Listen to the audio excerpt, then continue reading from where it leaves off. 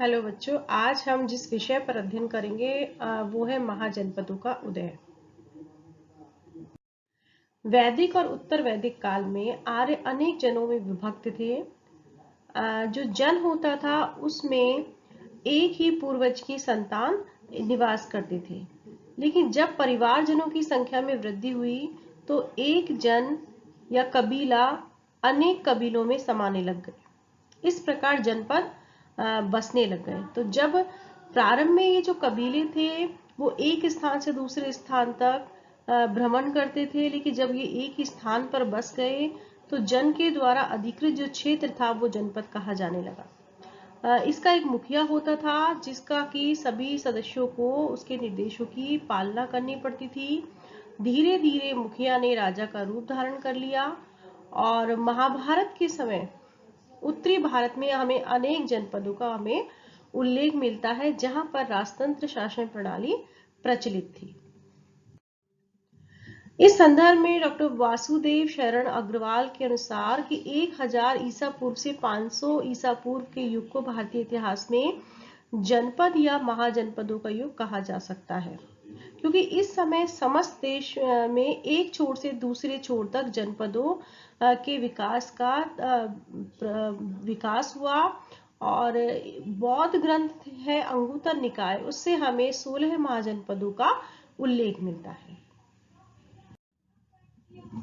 तो ये जो 16 महाजनपद थे, इनमें जो प्रारंभ में जब जन में से कुछ जो जनपद थे वो बहुत ही शक्तिशाली थे और शक्तिशाली जनपदों ने निर्बल जनपदों को अपने अधीन कर लिया और इस तरह से महाजनपद अस्तित्व में आए। तो सबसे पहले हम बात करेंगे अंग की। यह मगध के आधुनिक भागलपुर के समीप था और इसकी जो राजधानी थी वो चंपा थी।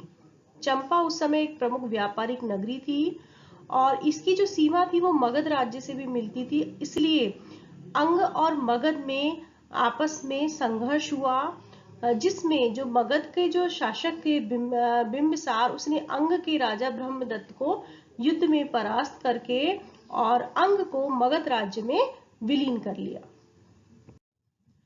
दूसरा मुख्य जो महाजनपद था वो था मगध, जो कि दक्षिण बिहार का जो दक्षिण भाग है वो मगध कहलाता था और इसकी जो राजधानी थी वह राजगृह थी। और यहाँ प्रारंभ में बृहद्रथ वंश का जो राजा है वो राज्य करता था। उसके बाद बृहद्रथ के पश्चात यहाँ पर जरासंध राज्य करने लगा। बुद्ध काल के जो 4 राजतंत्र थे उनमें मगध एक प्रमुख राजतंत्र था और ये जो राजगृह था ये महात्मा बुद्ध की गतिविधियों का प्रमुख केंद्र था। तीसरा है काशी। यह जनपद वर्तमान उत्तर प्रदेश के दक्षिण पूर्व में था और इसकी राजधानी वाराणसी थी। वाराणसी भी एक व्यापारिक नगरी थी और इसका जो राजा था वो ब्रह्मदत्त था, जो कि प्रतापी शासक था और उसके ही शासन काल में यह एक प्रमुख राज्य बना था। बाद में काशी और कौशल के मध्य संघर्ष हुआ और इसमें कौशल ने काशी को पराजित करके और उसे अपने अधीन कर लिया। अगला जनपद है कौशल और जिसकी राजधानी श्रावस्ती थी और यह भी एक प्रमुख व्यापारिक नगर था और अयोध्या भी इसका एक प्रमुख व्यापारिक नगर था। अगला महाजनपद था बज्जी। बज्जी जो महाजनपद था यह 8 राज्यों का एक संघ गणराज्य था और इन 8 राज्यों में लिच्छवी, विदेह और जो ज्ञातुक थे वो विशेष महत्व के थे। यह समस्त राज्य आधुनिक बिहार राज्य में ही स्थित थे और इस गणराज्य की जो राजधानी थी वो वैशाली थी और महावीर स्वामी भी वैशाली से ही थे और यह अपने समय का एक महत्वपूर्ण नगर था। इस वैशाली के प्राचीन स्थान पर ही आज बसाड़ बसा हुआ है। महात्मा बुद्ध के समय भी यह एक महत्वपूर्ण या शक्तिशाली जनपद था और बाद में मगध का जो राजा था अजातशत्रु, उसने बज्जी संघ को पराजित करके और उसको मगध राज्य में मिला लिया था। इस तरह से एक प्रमुख जो व्यापारिक संघ था उस पर मगध का अधिकार हो गया था। अगले महाजनपद की बात करें वो है मल्ल। इस जनपद का अस्तित्व वर्तमान देवरिया के निकट था और इसका उल्लेख हमें महाभारत में मिलता है। यह बज्जी संघ के अलावा दूसरा गणतांत्रिक राज्य था और इसकी दो शाखाएं थी।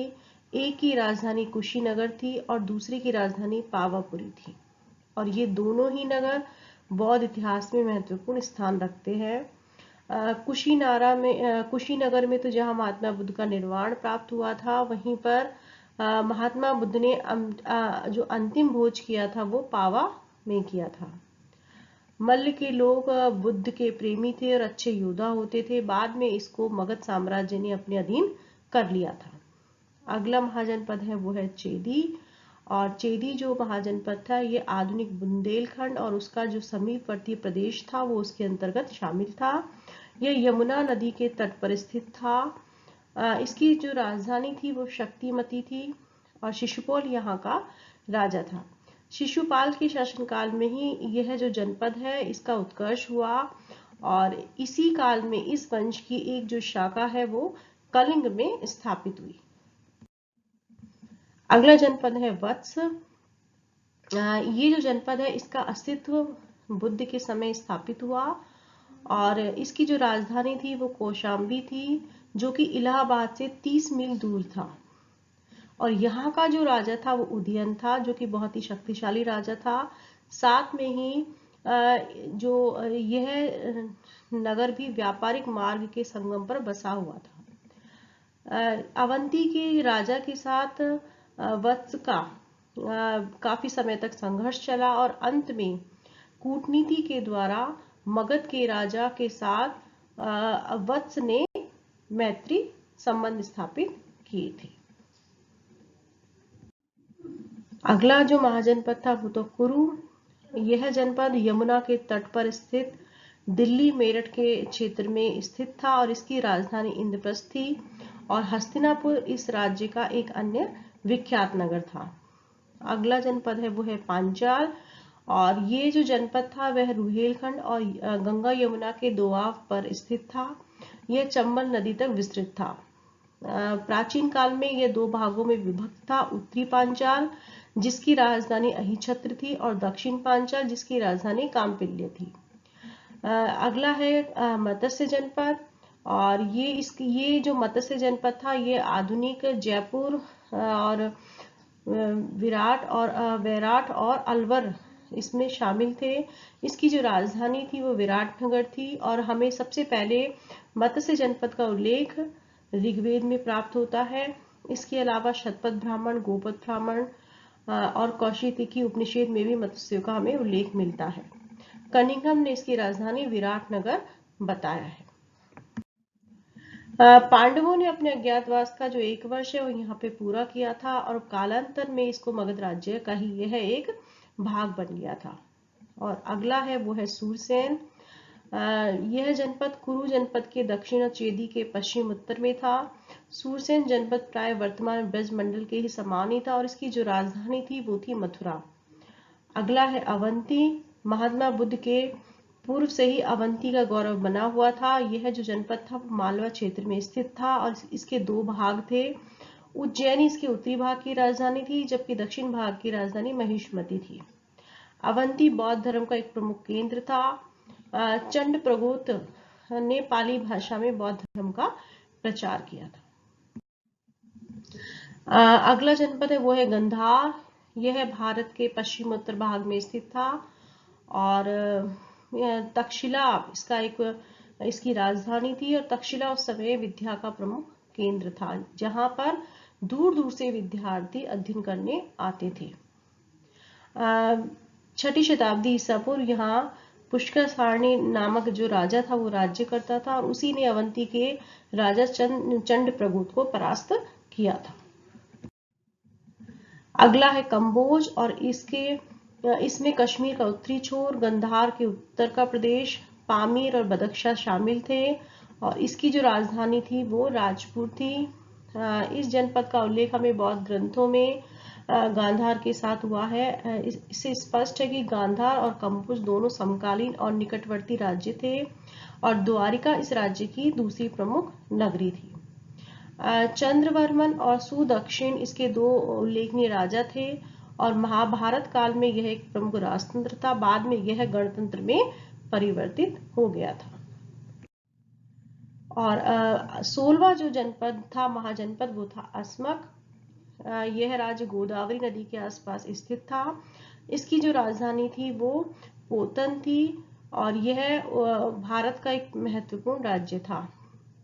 इसका जो दूसरा भाग था वो अस्मक भी था और जातकों से पता चला है कि यह किसी समय काशी जनपद के अधीन था। इसका जो राजा था प्रवर, अरुण और उसके मंत्री नंदीसेन का उल्लेख हमें चूल कलिंग जातक से मिलता है और पुराणों के अनुसार यहाँ का जो शासक थे वो इक्ष्वाकु वंश के थे। जातक कथाओं में भी यहाँ के राजाओं का हमें उल्लेख मिलता है।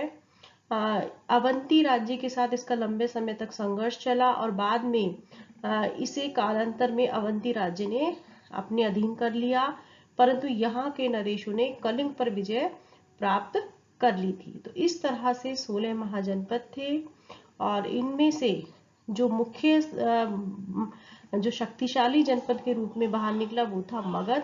और अगले हम अपने वीडियो लेक्चर में मगध का उत्कर्ष किस प्रकार से हुआ इस पर अध्ययन करने का प्रयास करेंगे।